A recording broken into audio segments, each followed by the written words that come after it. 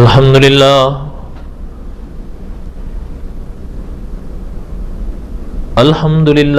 رب العالمین، الصلاة والسلام علی سید الانبیاء والمرسلین،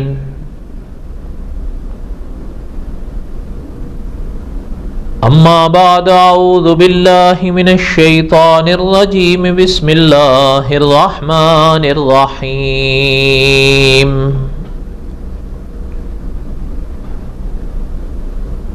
نحن نقص علیک احسن القصص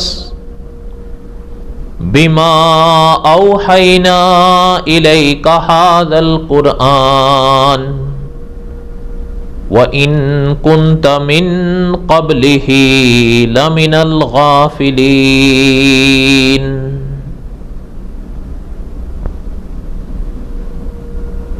وقال اللہ تعالی فی مقام آخر،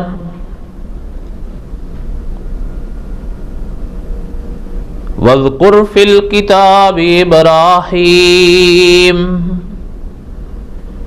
انہو کان صدیقا نبیا۔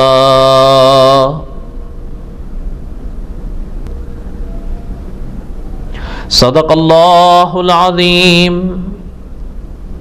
وبلغنا رسولہ النبی الکریم ونحن علی ذلک لمن الشاہدین والشاکرین والحمد للہ رب العالمین۔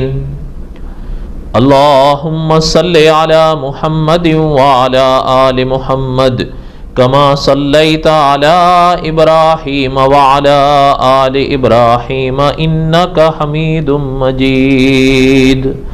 اللہم بارک علی محمد وعلی آل محمد کما بارکت علی ابراہیم وعلی آل ابراہیم انکا حمید مجید۔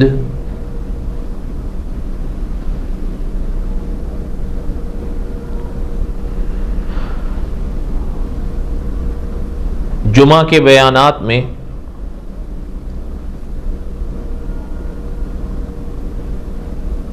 قصص الانبیاء علیہم السلام کا سلسلہ چل رہا ہے۔ دعا ہے اللہ تعالیٰ سے کہ اللہ تعالیٰ اخلاص نصیب فرمائیں، اللہ تعالیٰ سچ کہنے کی توفیق نصیب فرمائیں اور اللہ تعالیٰ اپنی پاک بارگاہ میں قبول فرمائیں۔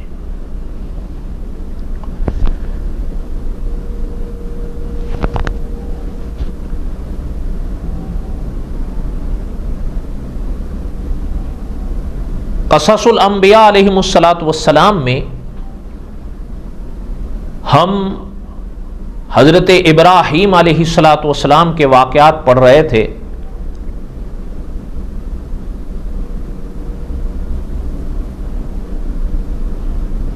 کے درمیان میں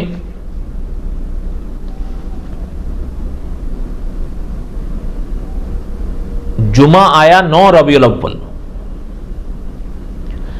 ہمارے ہاں دسمبر کی بھی 9 تھی اور ربیع الاول کے مہینے کی بھی 9 تھی۔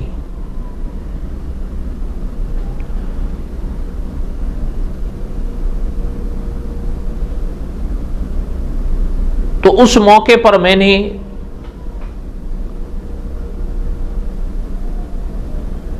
میلاد النبی صلی اللہ علیہ وسلم پر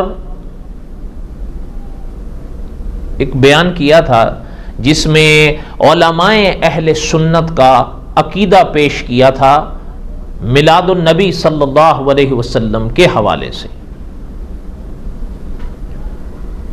تو بہرحال اس لیے وہ جمعہ قصص الانبیاء کے موضوع کے حوالے سے ہمارا ناغہ رہا۔ ہم جہاں قصص الانبیاء کا سبق چھوڑے تھے وہاں سے آگے چلتے ہیں۔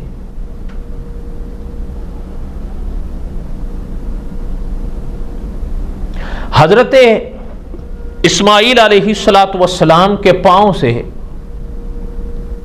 جہاں حضرت کے پاؤں لگ رہے تھے زمزم کا کنواں جاری ہوا، آب زمزم جاری ہوا، زمزم کا چشمہ جاری ہوا۔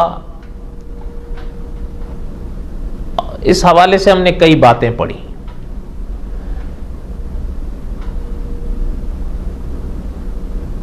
حضرت اسماعیل علیہ السلام اور ان کی والدہ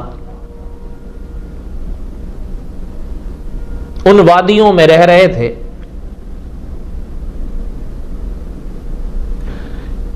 کہ علماء نے لکھا ہے ایک دن ایک قبیلے کا وہاں سے گزر ہوا،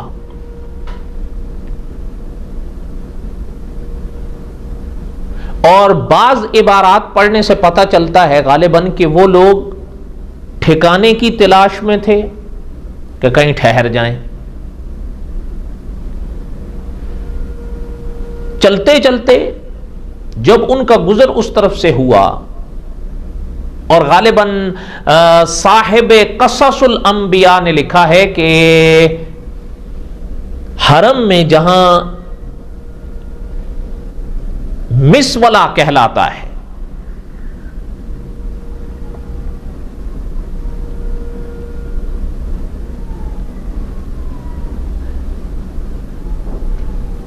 مسولہ میں کی طرف جب وہ لوگ آئے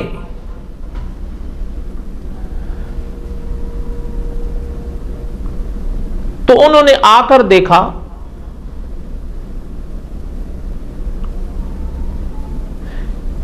کہ ایک جانب کچھ پرندے اڑ رہے ہیں، اور وہ لوگ آپس میں جو تھے کہنے لگے کہ یہ جو پرندے اڑ رہے ہیں یہ پانی کی نشانی لگ رہی ہے کہ اس جانب پانی ہے۔ اور علماء نے لکھا ہے کہ یہ قبیلہ تھا قبیلہ جرہم۔ اس قبیلے کے کچھ لوگ آگے بڑھے کہ دیکھیں کیا ہے۔ جب اس طرف آتے ہیں تو دیکھتے ہیں کہ ایک چشمہ ہے، پانی بہ رہا ہے، پانی ہے، اور ایک بچہ ہے اور ایک خاتون ہے۔ خیر وہ پاس آئے تو علماء نے لکھا ہے کہ انہوں نے پانی مانگا کہ اگر اجازت ہو تو ہم پانی لے لیں۔ حضرت ہاجرہ نے اجازت دے دی، انہوں نے پانی لیا، پانی لے کر وہ چلے گئے۔ اس موقع پر غالباً انہوں نے کوئی بات نہیں کہی، چلے گئے، اور وہاں جا کر انہوں نے جب اطلاع دی کہ بھئی وہاں تو دیکھا ہے ایک پانی ہے، اور پانی بھی ایک عجیب ذائقہ دار ہے، اور ایک بچہ ہے چھوٹا، اور ایک ساتھ میں خاتون ہے۔ تو قصہ مختصر، خیر وہ بہرحال صاحب قصص الانبیاء لکھتے ہیں کہ وہ حضرت ہاجرہ کے پاس آئے، قبیلہ جرہم کے لوگ، اور انہوں نے آ کر عرض کیا کہ بات یہ ہے کہ مطلب اگر آپ اجازت دیں تو ہم یہاں رہ لیں۔ تو علماء نے لکھا ہے کہ حضرت ہاجرہ نے ان کو اجازت دی کہ ٹھیک ہے، اجازت ہے، آپ رہ سکتے ہیں، مگر پانی پر آپ کا قبضہ نہیں ہوگا۔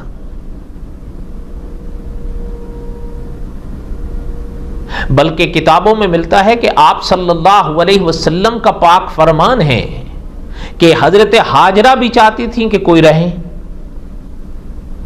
کچھ لوگ رہیں، آبادی وغیرہ،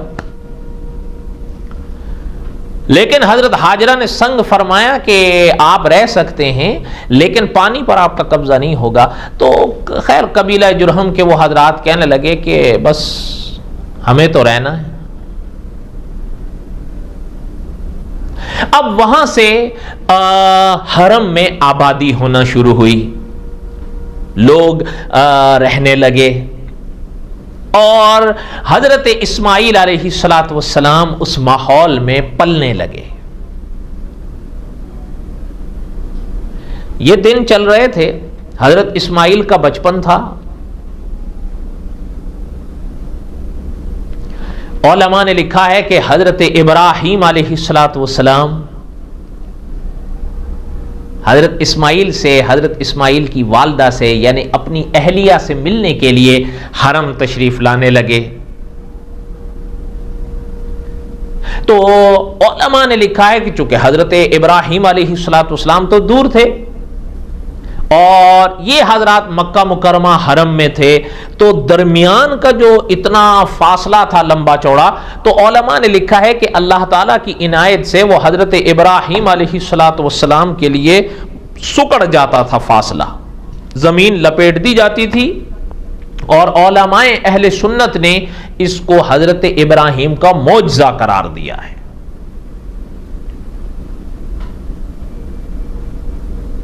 تو خیر بہرحال حضرت ابراہیم علیہ السلام حرم تشریف لائے۔ انہی سلسلوں کو لکھتے ہوئے علماء نے لکھا ہے کہ ایک دن حضرت ابراہیم علیہ السلام تشریف لائے، سو گئے۔ اور یہ بات یاد رکھیے گا کہ جیسے عام انسان میں اور خدا کے پاک نبی میں بہت فرق ہوتا ہے، اسی طرح عام انسان کے سونے میں اور خدا کے پاک نبی کے سونے میں بھی بہت فرق ہوتا ہے، یاد رکھیے۔ خیر بہرحال یہ باتیں تو آپ نے پڑھی بھی ہوں گی، سنی بھی ہوں گی۔ آگے چلتے ہیں۔ علماء نے لکھا ہے کہ حضرت ابراہیم سو گئے تو ایک خواب دیکھتے ہیں، اور خواب دیکھتے ہیں کہ وہ بیٹا جنہیں بڑی دعاؤں سے اللہ سے پایا اور عمر کے کئی سال گزرنے کے بعد جا کر پایا ہے، بلکہ بعض علماء کے فرامین کے مطابق تو قریب 20 صدی کے جا کر پایا۔ خواب میں دیکھتے ہیں کہ اپنے انہی بیٹے کو ذبح کر رہے ہیں۔ آنکھ کھل گئی،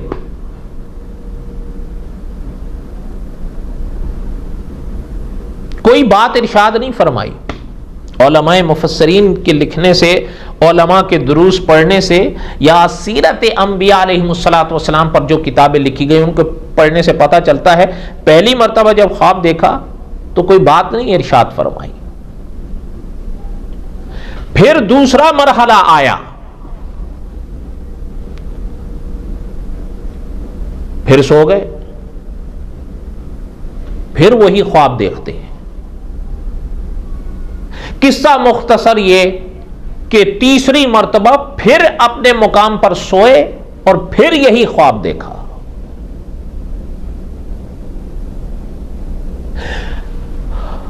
سمجھ گئے؟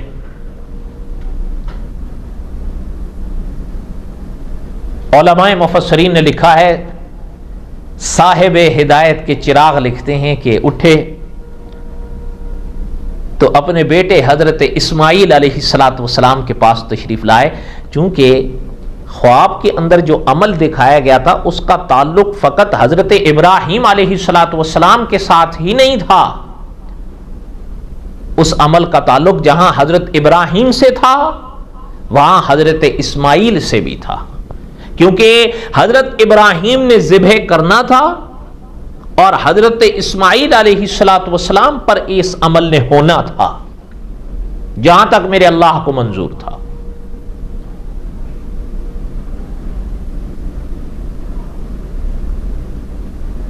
اور قرآن پاک میں اللہ تعالیٰ نے ایک مقام پر ارشاد فرمایا، وَإِذِ ابْتَلَىٰ إِبْرَاهِيمَ رَبُّهُ بِكَلِمَاتٍ فَأَتَمَّهُنَّ۔ اللہ تعالیٰ نے اس پاک آیت میں حضرت ابراہیم علیہ السلام پر جو امتحان بھیجے ہیں ان کا ذکر فرمایا ہے، اور ساتھ ہی میں اللہ تعالیٰ نے فرمایا کہ وہ کامیاب ہوئے، خدا کے پیغمبر کامیاب ہوئے۔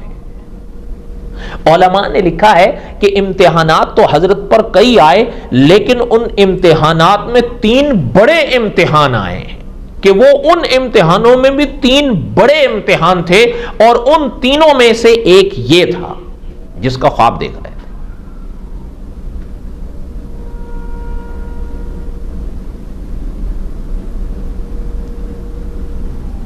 فرمایا فلما بلغ معه السعي قال یا بنی انی ارى فی المنام انی اذبحک فانظر ماذا ترى. قرآن پاک میں اللہ تعالیٰ نے بیان فرمایا. یہ واقعات تو خیر بہرحال آپ نے پڑھے ہیں, آپ نے علماء سے سنے ہیں. حضرت کی زندگی کا یہ بڑا مشہور واقعہ ہے. اچھا یہ بھی سمجھیں آپ یہ بات کہ حضرت ابراہیم علیہ السلام کا یہ جو واقعہ ہے خواب والا, یہ جہاں قرآن پاک میں بیان فرمایا گیا, یہ قربانی والا جو واقعہ ہے, یہ جہاں قرآن پاک میں بیان فرمایا گیا وہاں یہ بائبل میں بھی ہے. ہاں یہ اگلی بات زیر بحث پھر آتی ہے کہ آیا کہ وہ جو عمل قربانی والا ہوا, ذبیح جنہیں دنیا کہتی ہے, آیا وہ حضرت ابراہیم کے بیٹے حضرت اسماعیل تھے یا حضرت ابراہیم کے بیٹے حضرت اسحاق تھے علیہ السلام. خیر ان کا ممکن ہے کہ انشاءاللہ آگے چل کر میں تھوڑا سا ذکر کروں, شاید وہ آج والے بیان میں تو نہ آ پائے. انشاءاللہ میرا ارادہ ہے کہ اس پر خلاصے کے طور پر چند ایک باتیں آخر میں عرض کریں گے, گر اللہ کو منظور ہوا تو. خیر بہرحال حضرت ابراہیم علیہ السلام تشریف لائے حضرت اسماعیل کے پاس. فلما بلغ معه السعي, جب حضرت اسماعیل دوڑنے کی عمر کو پہنچے. علماء مفسرین نے کئی طرح جملوں سے اس پاک آیت کو سمجھایا. بعض علماء نے لکھا کہ حضرت اسماعیل کی عمر اس وقت 7 سال تھی, بعض علماء نے فرمایا کہ 13 سال تھی یا 12 سال تھی. بہرحال علماء مفسرین نے کئی اقوال لکھے ہیں. قرآن بیان کرتا ہے فلما بلغ معه السعي, جب حضرت اسماعیل دوڑنے کی عمر کو پہنچے. قال یا بنی, حضرت ابراہیم علیہ السلام اپنے بیٹے کے پاس بیٹھتے ہیں, شفقت سے اپنا ہاتھ ان کے سر پر رکھتے ہیں, ارشاد فرماتے ہیں یا بنی, اے میرے بیٹے, انی ارا فی المنام, میں نے خواب دیکھا ہے, انی اذبحک, کہ میں آپ کو ذبح کر رہا ہوں, فانظر ماذا تری, دیکھیں آپ کی کیا رائے ہے, آپ کیا کہتے ہیں, آپ کیا مشورہ دیتے ہیں.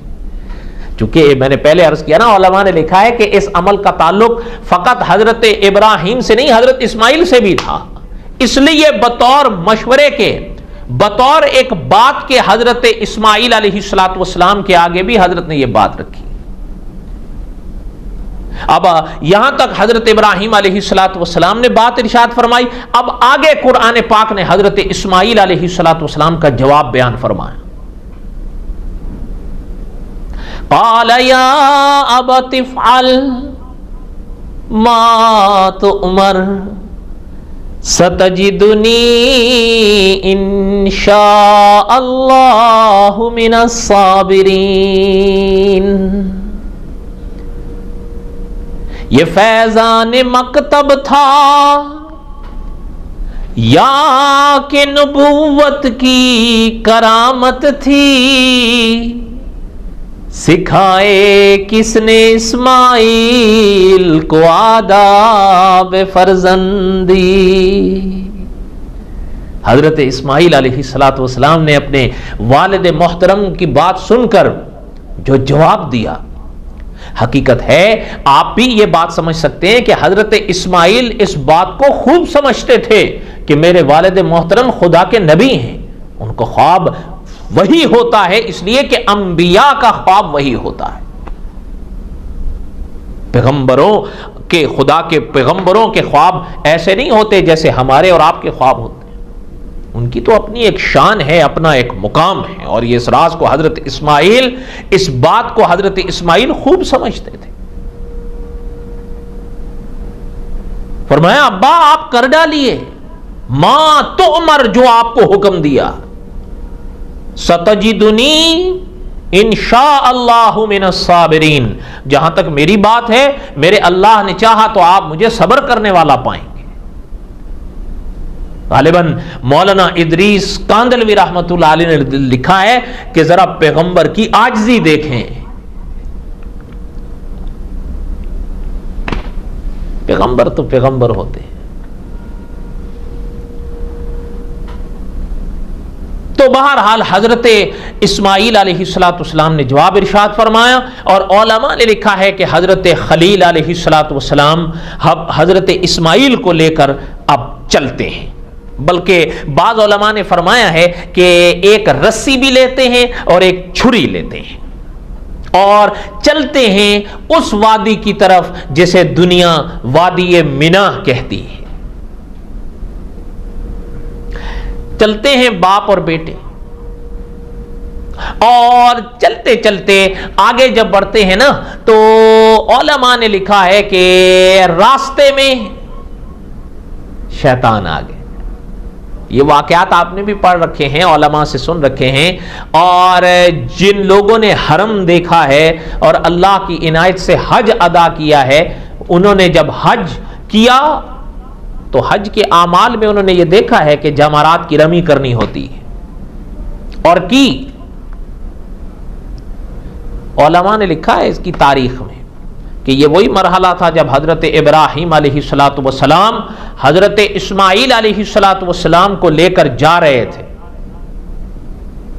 چلتے چلتے راستے میں وہ نمودار ہو گیا، بلکہ بعض اکابر کے فرامین میں تو ملتے ہیں کہ شکل بدل کے آیا، وہ تو ظاہر بات ہے، اور بعض نے تو یہاں تک بھی فرمایا کہ داڑھی اور اس طرح کی صورت بنا کر سامنے آیا، اور آ کر حضرت ابراہیم علیہ السلام سے کہنے لگا کہ یہ کیا کر رہے ہیں آپ، وہ کیا کرنے جا رہے ہیں؟ بھلا آج تک کسی باپ نے بھی اپنے بیٹے کی گردن پر چھری چلائی ہے؟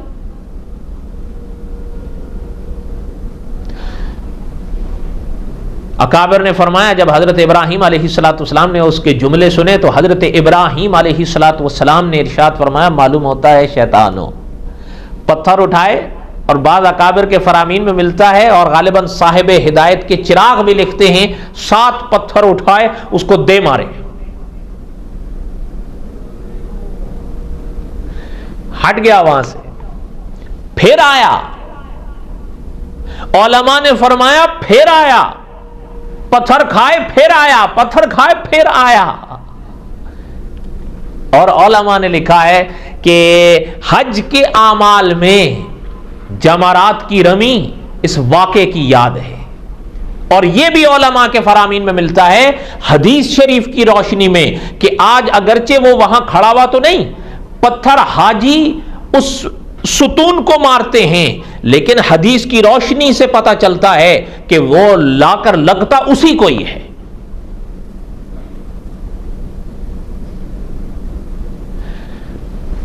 حضرت ابراہیم علیہ السلام نے پتھر مارے اور آگے بڑھ گئے۔